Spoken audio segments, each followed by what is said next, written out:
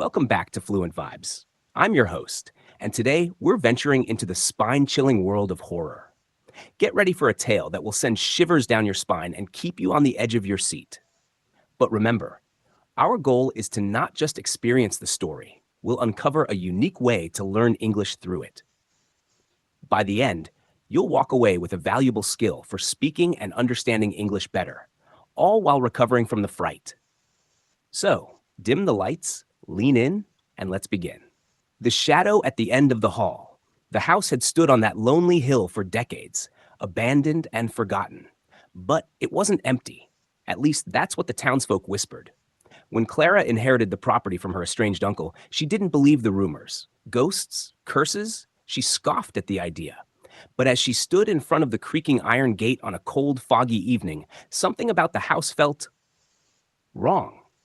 The windows were dark, the paint peeling, and the overgrown garden seemed to twist and writhe in the faint moonlight. A chill ran down her spine. "It's just an old house," she muttered, clutching her suitcase. Nothing more.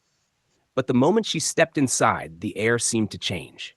It was heavier, colder, as if the house itself was holding its breath. The first night. The interior was just as neglected as the outside. Dust covered every surface, and cobwebs hung from the ceiling like tattered curtains. The grandfather clock in the corner stood silent, its hands frozen at 3:15. Clara set her suitcase down and lit a candle. The flickering flame cast long, dancing shadows on the walls. She tried to convince herself it was cozy, quaint even, but deep down, unease gnawed at her.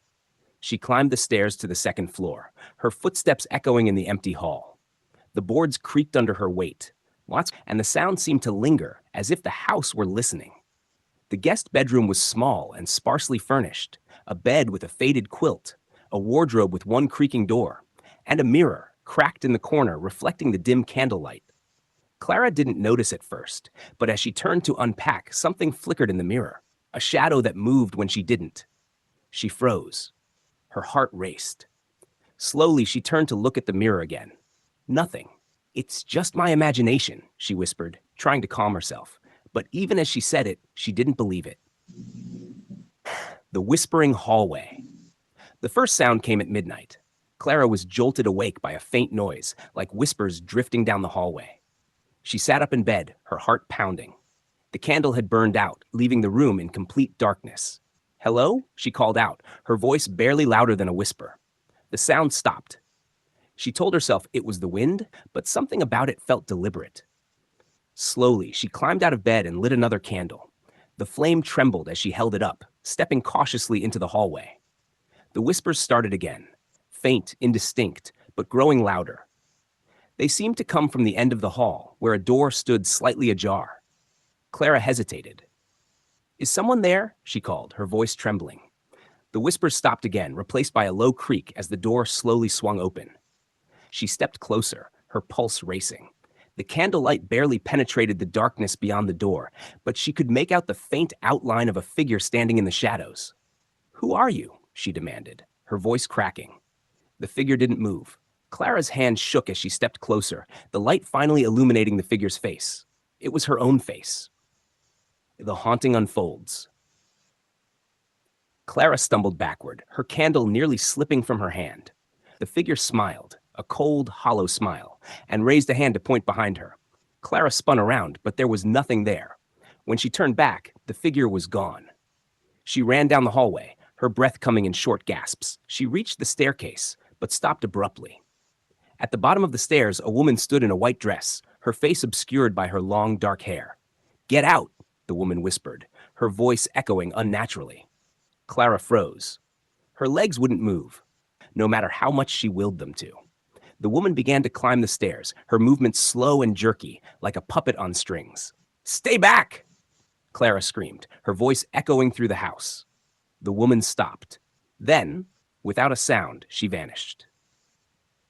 The truth in the walls. Clara didn't sleep that night. She sat in the guest room with her back against the wall, clutching the candle until dawn broke through the grime-covered windows. When daylight came, she searched the house, determined to find an explanation. In the attic, she discovered an old trunk filled with her uncle's belongings. Among them was a leather-bound journal. As she flipped through its yellowed pages, her blood ran cold. The entries detailed strange occurrences: footsteps in empty halls, whispers in the dark, and sightings of a woman in white. But the final entry was the most chilling. She won't let me leave. The house belongs to her now, and soon, so will I. Clara dropped the journal, her hands trembling. She had to get out. But as she turned to leave, the attic door slammed shut. The whispers began again, louder this time, surrounding her.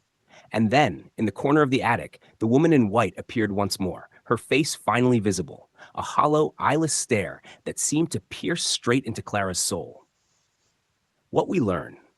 As terrifying as this story is, it's filled with moments that teach us how to convey emotion in English. Let's break it down. 1. Use short, sharp sentences to create tension. The whispers stopped. She turned. The door swung open. This technique mirrors real suspense, keeping listeners or readers hooked. 2. Use punctuation to enhance emotion. Stay back, Clara screamed. The exclamation mark conveys fear and urgency. Who are you? She demanded. The question mark captures curiosity and disbelief. 3. Combine tools for dramatic effect. What is happening? Mixing ellipses, question marks, and exclamation marks creates a layered emotional response. Your challenge. 1. Imagine you're Clara confronting the woman in white. Write 2 or 3 sentences where you express fear, desperation, or defiance. Use punctuation like, and even ellipses to enhance your words. 2. Practice saying those sentences out loud, focusing on how your tone changes with the punctuation. And that's a wrap on today's horrifying tale. Join me next time for another spine-tingling story that will test your courage and sharpen your English skills. Until then, keep practicing, and don't let the shadows scare you.